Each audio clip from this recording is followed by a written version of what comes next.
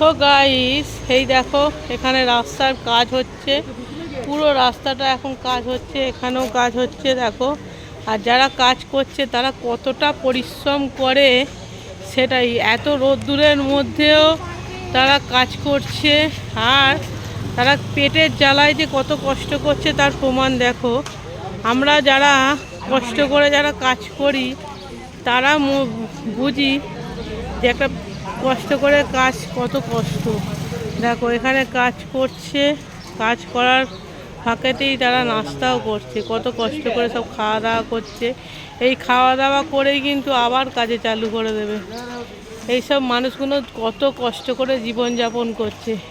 হ্যাঁ, এক সময় আমিও প্রচুর কষ্ট করে জীবনযাপন করেছি, আজও কষ্ট করছি। আর এই দেখো